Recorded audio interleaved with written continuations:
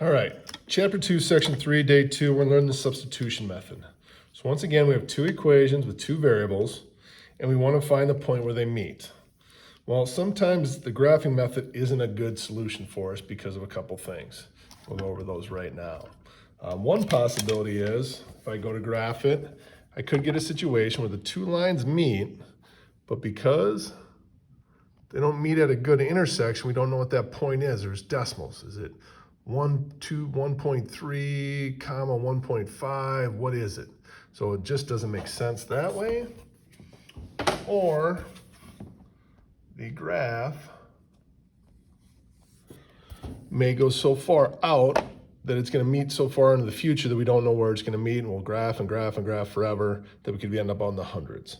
So what we have to do is we have to do something different. We have to use algebra. All right, the first method I'm going to show you is called the substitution method. That's today's lesson. Tomorrow we'll learn elimination. Now I use substitution when I have a 1 in front of one of my variables. So if I look at this equation with the black and the orange, I have a -2, a 3, a 2, and a 1.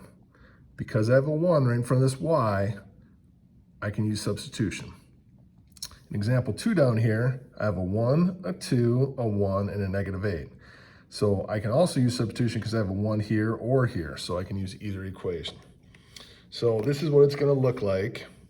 It's a 3-step process, and I write them up very specifically. I go step 1, I put step 3 on the side here, I go step 2 right below step 1. All right, now the key is the equation that has the 1 in front of it has to go in step 1. So this one here that has the 1 in front of it, I'm going to write in step 1. I go -2x plus y equals -1. All right, and then the other equation, I rewrite below it, 3x plus 2y equals 26. All right, now the reason we're doing this is we want to avoid fractions. And because this has a 1 in here, I only have to divide by 1 to get the letter by itself.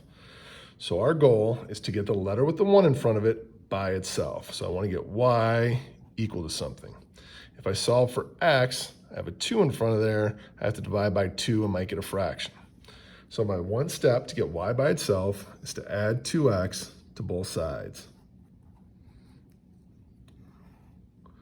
In which case, I get y equals 2x minus 1.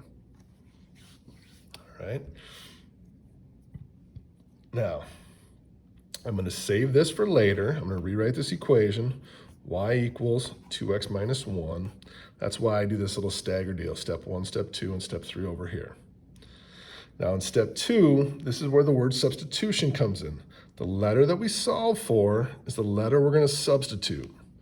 So in place of y is equal to this. I can take the y out of there and replace it with that.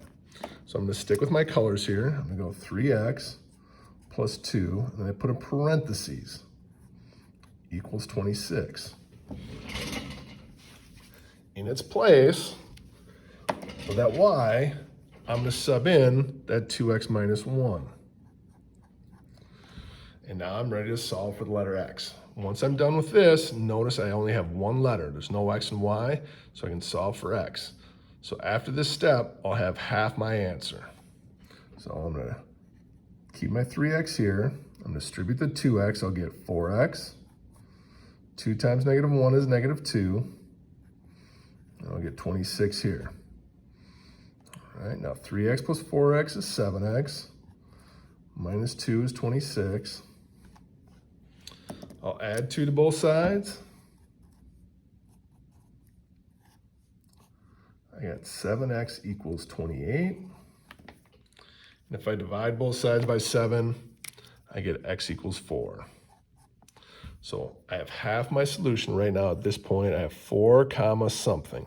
Because remember, x is the first number, so that'll go in there. Now to finish off the problem, we can simply take this 4 and plug it in right there for x, and we'll get our y value. 2 times 4 minus 1. Y equals 8 minus 1. Y equals 7. Now we have our y value. So our solution, the two lines will meet at 4, 7. All right. I'm going to stop the video here. If you want to write down the next problem and try it and then check your work when we come back, that'd be a great idea.